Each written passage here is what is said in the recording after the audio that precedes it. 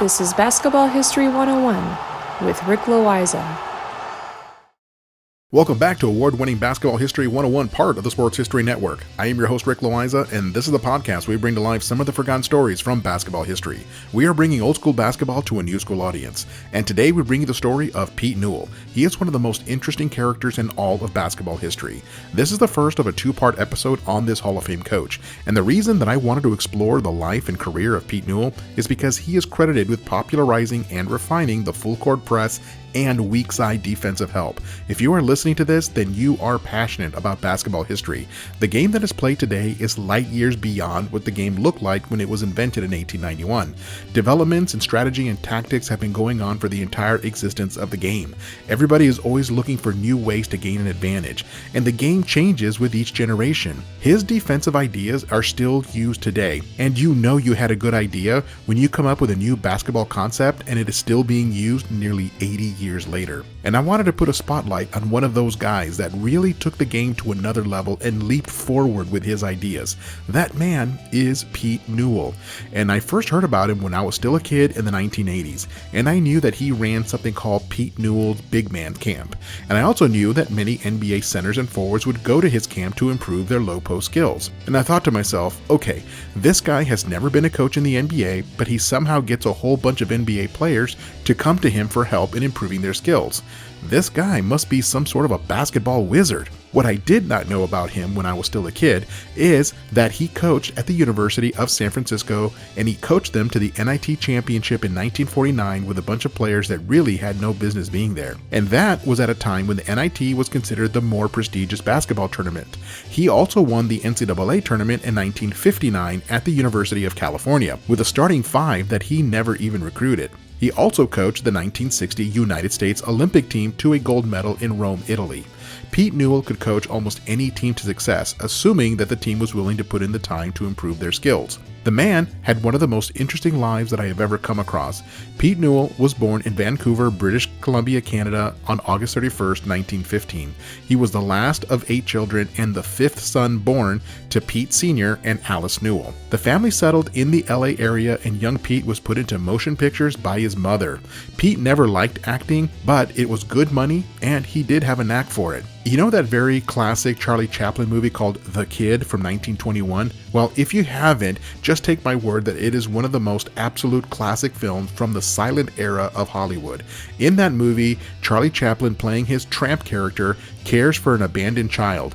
The role of the kid was famously played by Jackie Coogan, who later played Oliver Twist to rave reviews and was Uncle Fester on the original Addams Family show in the 1960s. Well, when Charlie Chaplin was casting for the role of the kid, he auditioned hundreds of boys for the part, but in the end, it came down to 2 boys for that role: Jackie Coogan and little Pete Newell. Alice Newell was mightily disappointed because the movie went on to huge success.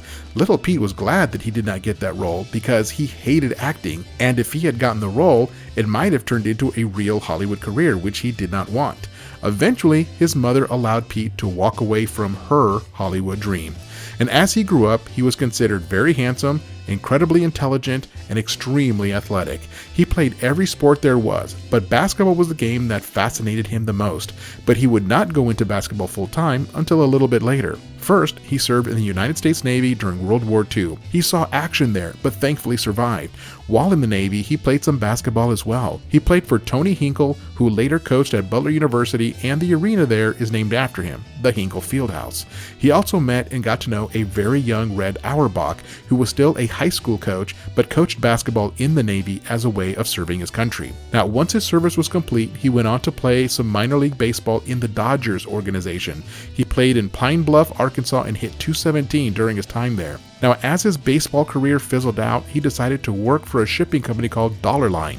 He worked on cargo ships that allowed him to see nearly all of Southeast Asia, as the ships he worked on went back and forth between the port of Los Angeles and multiple ports in Asia. And he did that for about a year and then decided He needed to get on with something to get his future going. And I mean, the guy was only 24 years old at that point, but he had already had an entire lifetime's worth of experiences. So with that in mind, he decided to attend college and play basketball at Loyola Marymount University in Los Angeles in order to be near his family. The coach at Loyola Marymount was Jimmy Needles, who was also the original national team coach in 1936 when he coached the United States to the very first gold medal at the 1936 Berlin Olympics. Now, by the way, I do a full episode on that 1936 Olympic tournament. It is episode 47 if you want to check that out. One of Newell's teammates at Loyola was Phil Wolpert, who later also coached at San Francisco and was smart enough to take on a young and raw talent by the name of Bill Russell. Now, back to Pete Newell. A couple of years after graduating from Loyola Marymount, he found his first coaching job at the University of San Francisco in 1946. And he was a young 31-year-old head coach, and he had some very strong ideas of how he wanted his team to play. His teams at San Francisco had virtually no budget. They did not even have their own gym. They had to rent a gym nearby for games and practices, and they had to drive to nearly every game they had. It was like playing in the backwaters of college basketball. He had very little support and very little talent on the team when he arrived. Now, am I giving San Francisco a bit of a hard time? Yes, I am. You see, I am a graduate of Santa Clara University, and we play in the same conference as the University of San Francisco, and they are one of our rivals. So I can be a little bit honest in my personal dislike for the University of San Francisco. Now, this is a good place to take a break, and I will be right back with more on Pete Newell's time coaching the Dons at the University of San Francisco.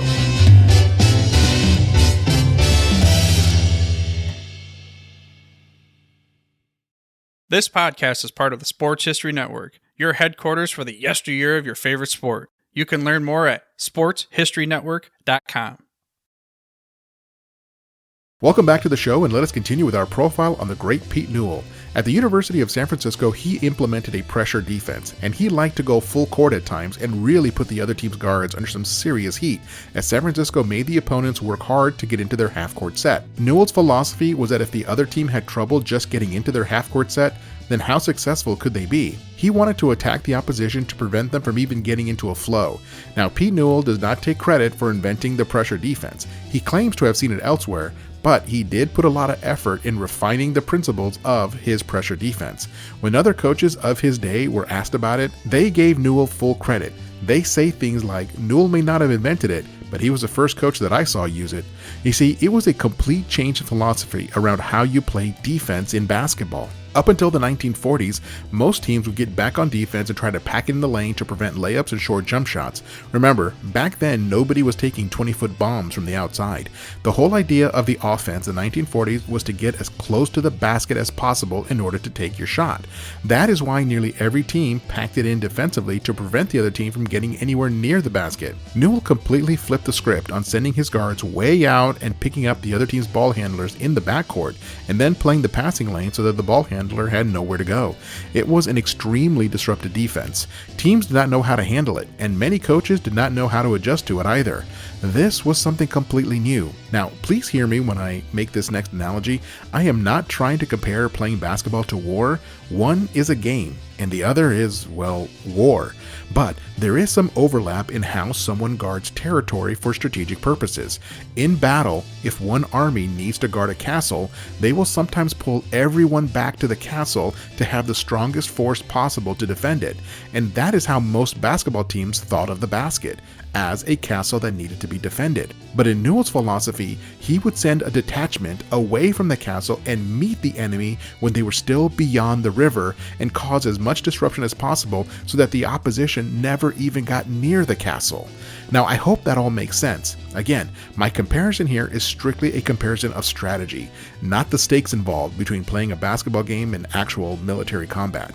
Now, during the first year at the University of San Francisco, Pete Newell was the head coach of the basketball team, the baseball team, the golf team, and the tennis team. And that was not completely uncommon back in those days. Most coaches would often coach multiple sports. Now, in his first season with the basketball team, he completely turned them around, and they only lost one game with this new pressure defense that they were using. By 1949, Newell had led his basketball team all the way to the NIT championship in New York City, and at the time, it was considered the real national championship. The NIT was still regularly securing the best schools to play in it. The NCAA tournament existed, but it would not be until around the 1950s when the prestige of the NCAA tournament surpassed the NIT. So in 1949, it was the NIT champion who was considered by the media to be the real national champion. And that again was the University of San Francisco. Also, the San Francisco tennis team won the national championship in 1949 as well. And as far as I can tell, Pete Newell is the only coach in college history to win a national championship in 2 different sports during the same academic year. That is incredible. Now, the other thing he did with that NIT championship was introduce the pressure defense to the East Coast. Prior to the 1940s, each region of the United States played a slightly different style of basketball since travel was harder to come by back then, and so each region of the US developed its own style. Essentially, West Coast teams were known for playing a very fast style of ball where they just simply try to outscore you. Now, back in the East Coast, they played a slow down, half-court, physical style of ball. But once those East Coast teams saw what San Francisco was doing with the pressure defense, there were more than a few East Coast coaches who contacted Pete Newell to study the finer points of that pressure defense. And to Newell's credit, he was happy to show any coach the finer points of his defense. Now that tells me a lot about the kind of man that Pete Newell was. Most coaches back then, or even today, would not share anything with another coach.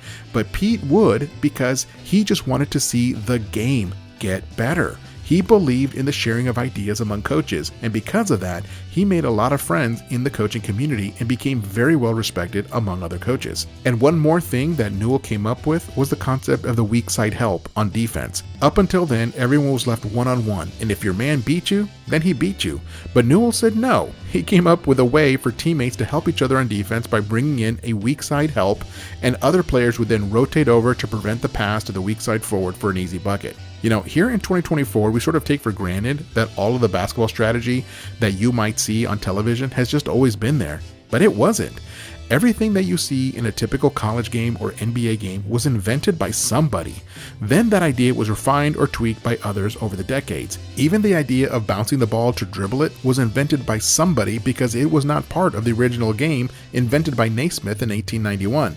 So when you think of Pete Newell, keep in mind that he popularized pressure defense, full court defense, and weak side help on defense. Those are 3 concepts that he spread around basketball because they proved so effective. And I consider Pete Newell to be a legitimate basketball genius. The way that he thought about basketball was so far ahead of his time. And part of the reason that I wanted to do a story on Newell is to help remind all of us here who love the game of basketball who came up with this stuff. And I want to give credit where credit is due. So that is it for today on our profile on Pete Newell. Join us next time in part 2 when we talk about his move to Michigan State University, the University of California, his time with the Rockets and the Lakers of the NBA, and his time working his big man's camp. That's next time on Basketball History 101, part of the Sports History Network, the headquarters of Sports Yesteryear. Go to sportshistorynetwork.com to find out more about this and other sports history podcasts. If you like what you hear, please hit that subscribe button wherever you get your podcasts. And check out our page on Facebook. It's called Basketball History 101 Podcast. There you will find shorter historical posts as well as comments and discussion starters on today's game. I'll also announce there when new episodes come out. I want to thank my producer and editor, Jacob Loayza. Join us each week as we continue to mine the history of basketball for more great stories from the past. Take care, and see you soon.